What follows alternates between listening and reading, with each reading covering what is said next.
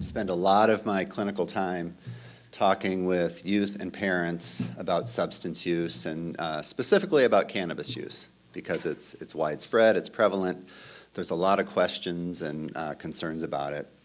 And so I want to share just some of my thoughts, my clinical experiences, look at some data around substance use and talk about some of the consequences of cannabis use and briefly some approaches to addressing cannabis use if and when it's uncovered and becomes problematic. No conflicts of interest. So let's start by talking about adolescents in general, because this is we deal with this age group, and those of us who survive adolescence have done a pretty good job of overcoming a lot of obstacles and a lot of angst. But just the kinds of things that are notable for adolescents is there's this period of time where there are feelings of being invulnerable and certainly impulsive. And if you look at brain development, the parts of the brain that lead to excitement when you take risks, that lead you to want to impress your peers and do dangerous things, are very strong during adolescence. And it's only around the mid-20s where executive functioning, planning, judgment, making better decisions becomes implanted in the brain. So there's a lot of risk-taking and a lot of, oops, I didn't mean to do that, and yes, that was a dumb decision, but I've already done it. And so this is one of the factors that makes adolescents vulnerable to making poor decisions and engaging in risks. Peer pressure is enormous at this age. If you look at what's going on developmentally, youth are much more likely to rely upon, talk to, engage with their peers than they are to other people in their lives, including their parents and families. And so kids spend a lot of time talking to their peers, doing what their peers do, trying to impress their peers, and engaging in the same behaviors that their peers engage in. We also see all kinds of messages in the media that sort of glamorize and make substance use seem sexy and exciting. Adolescence is also very much a time of rebellion and autonomy. This is part of normal development, but kids do what they want to do, even if you don't want them to do it. Self-medicating is also a big risk factor, so kids who have depression, anxiety, stress, teenage angst, what have you, if they discover something that alleviates that and feels good, then they're likely to seek it out, engage in it, and utilize it. And substance use is certainly one of the things that kids engage in. And then also family influence is big. So modeling, what do my parents do? What do the adults around me do? That sort of demonstrates to me what's acceptable and what's okay. So this is just an example to illustrate, Dr. Seuss's version of, I'm going to do what my friends do. A friend with weed is a friend indeed. So who is at increased risk of substance use? We know from a lot of data, mostly with alcohol, a lot of the research in substance use is with alcohol just because it's so prevalent and widespread. But we know that there's a huge genetic risk for substance use disorders specifically, even in identical twins adopted apart and raised in different environments and so on. So genetics is big. The presence of a psychiatric disorder is an independent risk factor and places youth at risk for experimenting with substances. And then teens who have a high arousal threshold, who it takes a lot to get them excited, or these are kids who take risks, they are more likely to engage in risky things, and including substance use, and to experiment with things and get themselves in some trouble.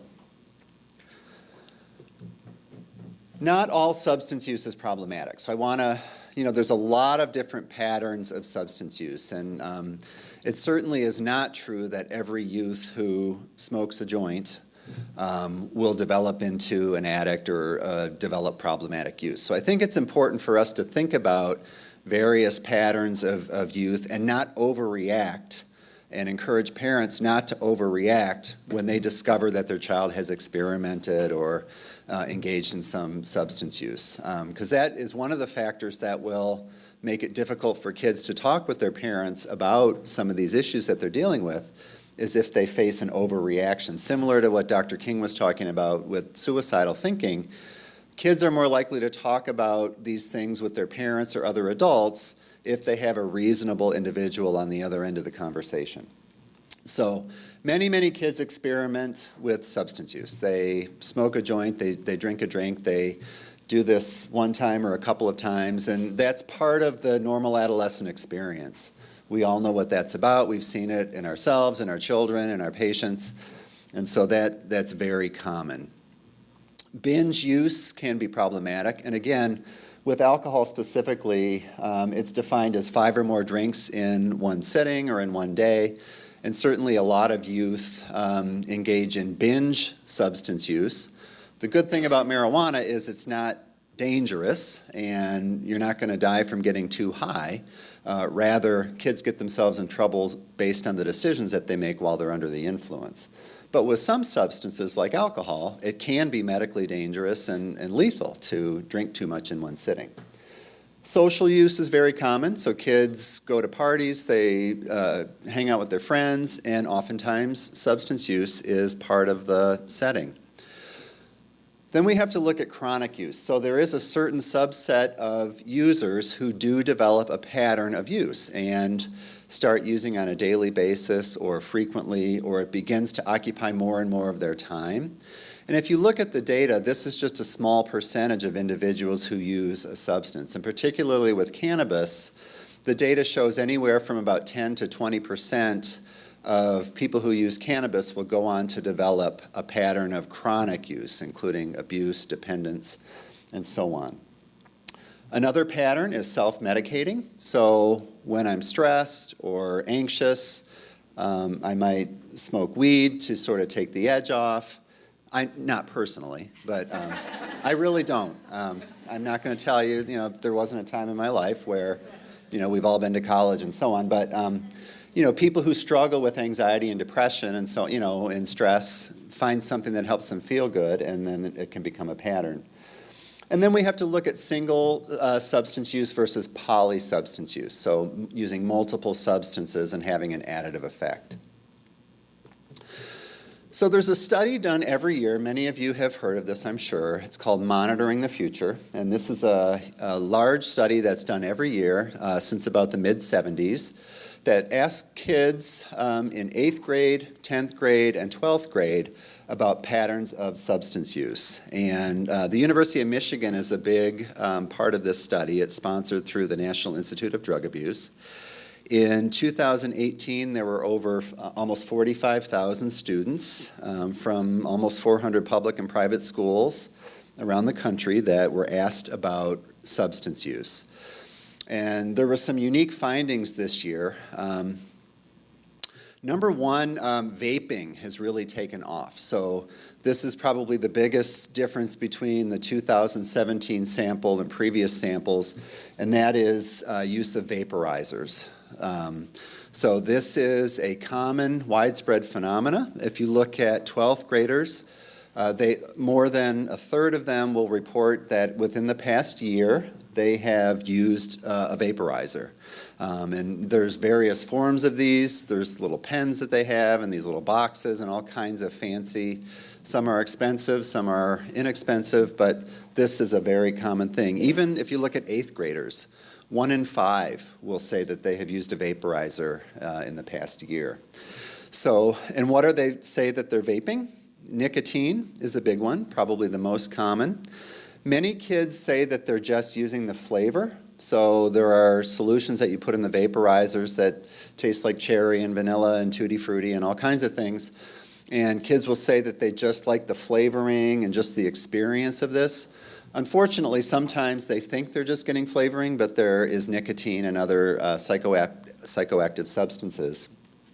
But also marijuana and various forms of it, THC oils, are inhaled through vaporizers.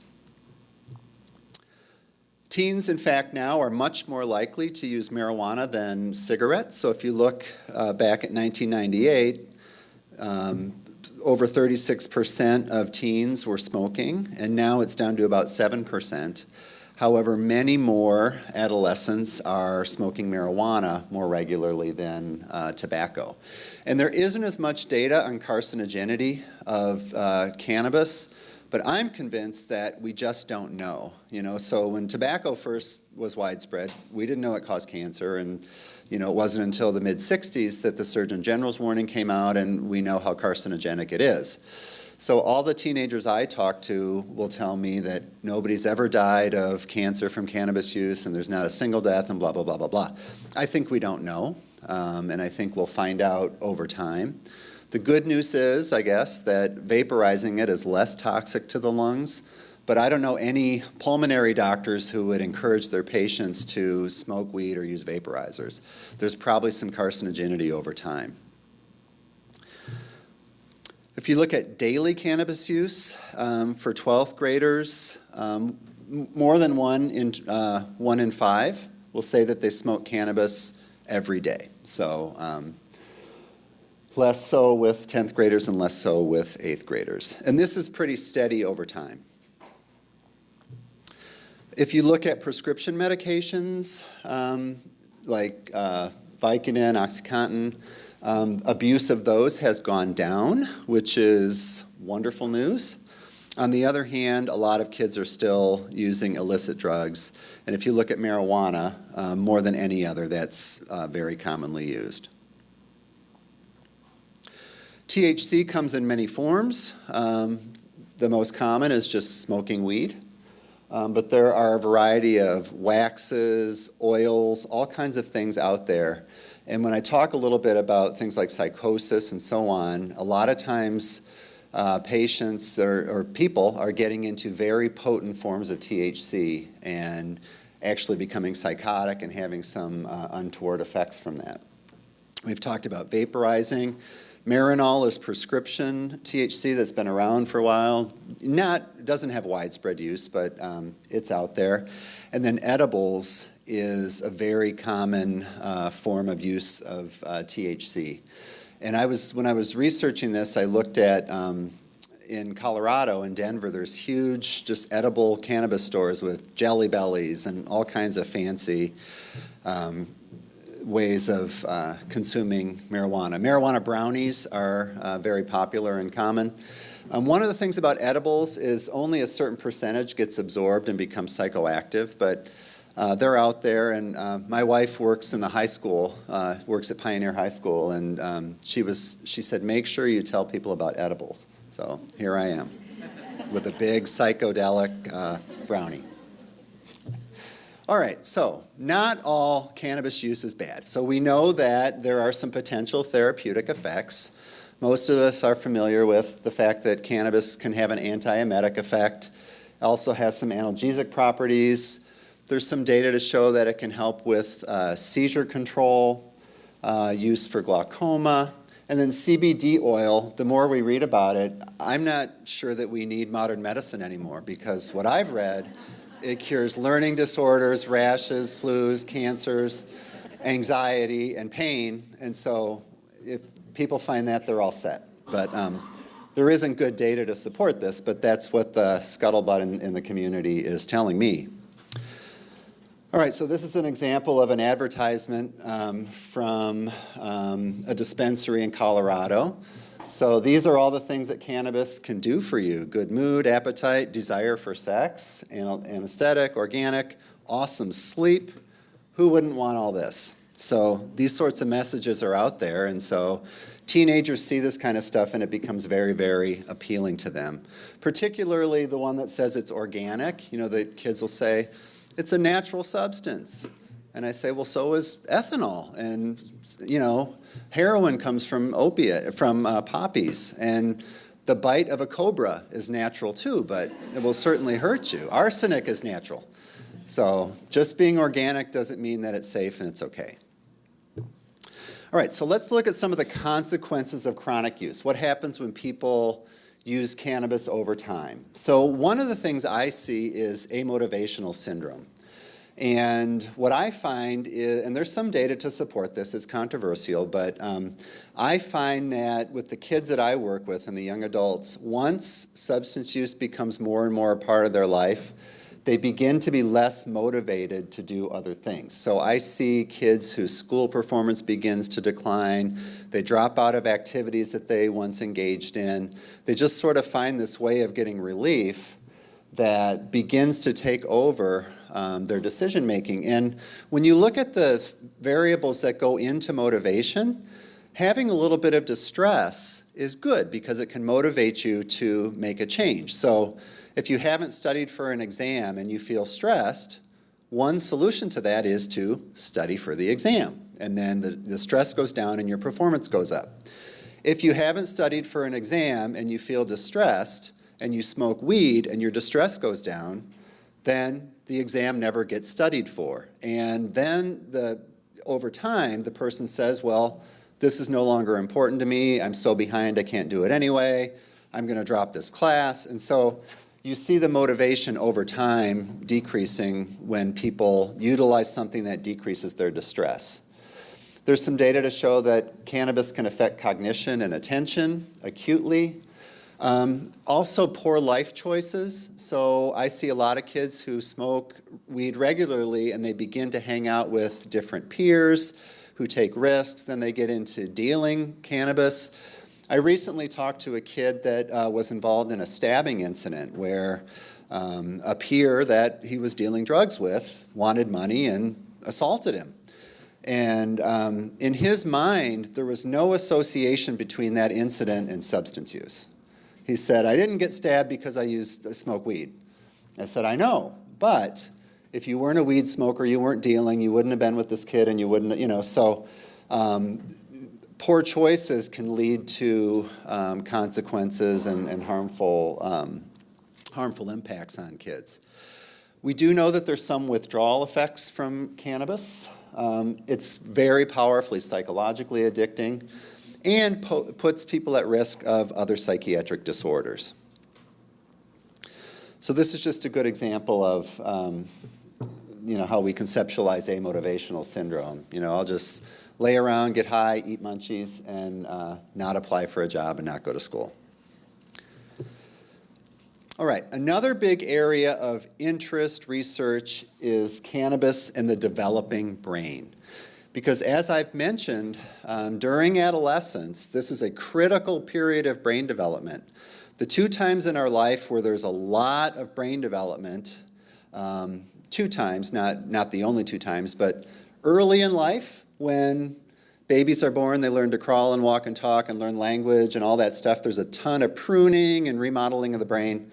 And also during adolescence, when those higher order functions are being developed. So planning, judgment, insight, executive functioning, all of that stuff is going on during adolescence. So this is a critical period of brain development. And so we need to think about the kinds of stressors and things we're doing that we're exposing our brain to during this time. So this illustrates, the yellow dots are all the different parts of the brain that have CBD1 receptors. So the parts of the brain that are affected by THC, by cannabis use. So all of those different areas of the brain with those different functions are potentially impacted by cannabinoids. So during adolescent brain development, there's a lot of synaptic pruning. So gray matter is decreasing, white matter is increasing, and some of the higher order, like the prefrontal cortex, all of those areas of the brain are being developed, and there's enhanced memory, attention, visuospatial, and executive functioning that's impacted, and development of those areas is occurring.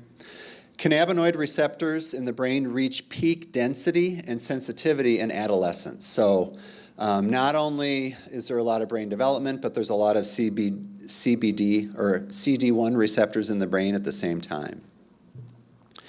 Cannabis users who started before age 15 demonstrated poorer executive functioning than those who started at a later age. And it can take up to 3 months for deficits in attention, memory, and IQ to return to baseline in adolescent marijuana users, as opposed to adults. They rebound quicker. In terms of psychosis, acute intoxication can cause psychotic symptoms, We're seeing this more and more frequently in the psychiatric emergency room, where we're seeing young people come in with flagrant psychotic symptoms, hearing voices, delusional thinking, and they're very heavy cannabis users. And usually what we say is, as long as the cannabis is an issue, we can't diagnose you with another kind of psychotic disorder.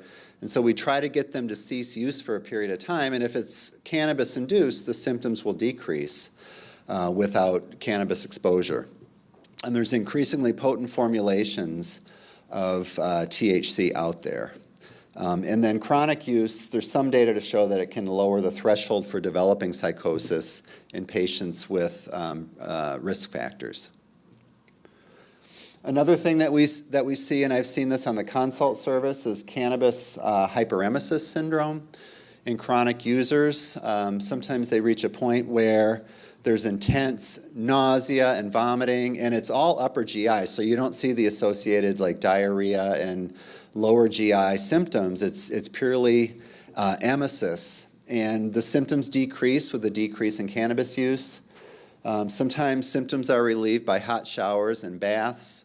So this is painful, it's unpleasant, and it's associated with cannabis use, and we're seeing it more frequently than I recall. What about CBD? So CBD is a major non-psychoactive component of marijuana. No action on the CB1 receptors, and you don't get intoxicated. There's some evidence for anxiolytic and antipsychotic effect. Also been found to be protective against the psychoactive components of THC. But we don't have good data to show over time that it's safe, it's effective, and a lot of the data around this is anecdotal. It's based on what people are telling us. A lot of the studies have been done on animals rather than humans.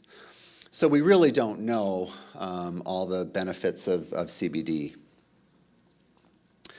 I want to talk about substance use disorders, because some patients do progress to where it becomes a disorder. So some of the factors we look at is a loss of control. So using more than intended, unsuccessful attempts to cut down, increasing amount of time to get it, having cravings, tolerance, withdrawal, and then not managing to do what you should at home, work, or school because of substance use, and continuing to do it when it causes problems in relationship, using substances again and again even when it puts you in danger. So if somebody has 2 to 3 of those criteria within a year, then we call that a substance use disorder, and we classify it as mild, moderate, or severe, depending on the number of those criteria. I want to talk about parental perceptions. There was a study done a few years ago where we interviewed parents and asked them, do you think your child has consumed alcohol or smoked cannabis in the past year? And as you see, about 10% of parents said, yeah, I think my kid has probably drank alcohol, and 5% said, yeah, I think my child may have used cannabis. But if you look at that same year with monitoring the future, the rates are much higher in terms of self-report from the teens. So parents are unaware of their children's use. When you ask them about other kids in the community, they overestimate. So they say, yeah, 60% and 40% of kids smoke weed, just not my child. So we underestimate our own kids and overestimate everybody else's. These are some signs that parents can look for and clinicians for substance use. So unexplained mood changes, motivation decreasing, hygiene changes, changing in interests, and then physical signs, obviously, like obvious intoxication and looking at their eyes and so on. Drug screens can be an important clinical tool for monitoring. They're only as good as the data that is shared with the parents. So if a kid says, yeah, I'll do drug screens, just don't tell my parents, well, that's not useful data. So it's positive unless it's negative and you share it with your parents. That's kind of my standard for a drug screen. It has to be negative and it has to be shared. Otherwise, we're assuming it's positive. And there are some pretty decent home kits out there that parents can use if they choose to do this at home. It's important to do them randomly because it's easy to cheat on many of these things. So kids need to not know when they're going to be tested. Just some ways to talk to teens about cannabis. number one is not overreacting, being open and honest and engaging and interested and curious. I think being armed with the facts, so talking about some of this data about brain development and motivation, and I think kids are more impressed when we have good data to back it up rather than alarmist and extreme sorts of reactions. Be curious, learn from kids. One of the things I did as a parent was talk to my kids' friends. We always had kids over at our house, and I used to like to engage in conversations about them, and I'd learn stuff about my own kids, right? But they will tell you about the various forms of cannabis use and so on. They like to know a little bit more than you, so play dumb, and you'll get good information. It's important to let our kids know what our expectations are, so even though we're not alarmist and overreacting, I'm not approving that you do this. I tell kids, I'm not going to sit here in the office as a psychiatrist and tell you I'm okay that you smoke weed. I'm a parent, I'm an adult. I'm not going to do that, but I understand that this is widespread. You're sharing with me that you engage in this, and I appreciate that, but I'm not going to approve of it.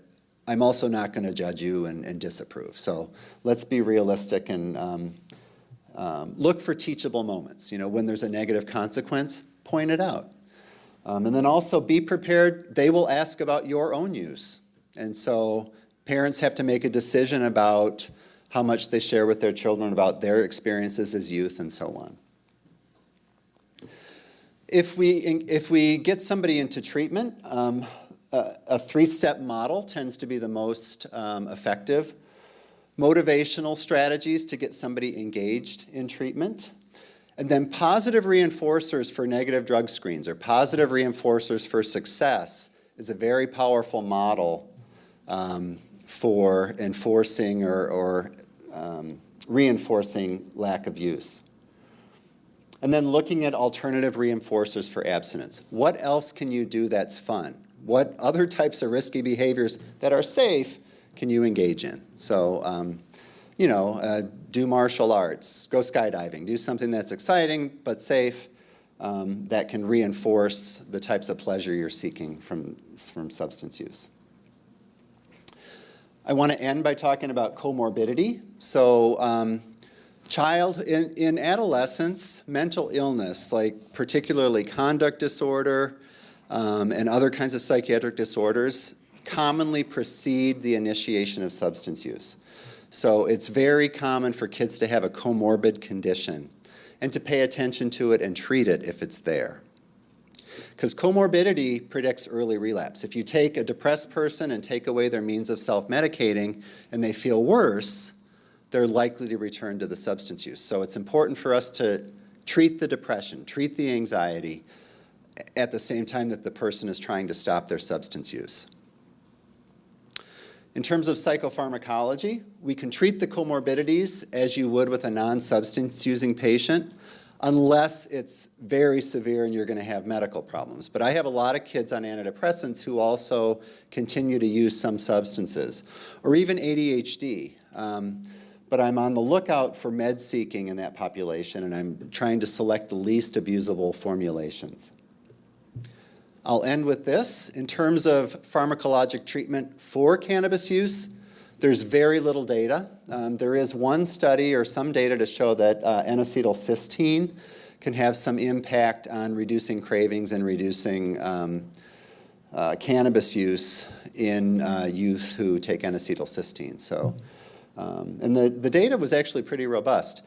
We don't know over time that there's a long-term effect, but this is a strategy to think about if somebody's looking for some sort of a pharmacologic intervention. All right. Thank you very much.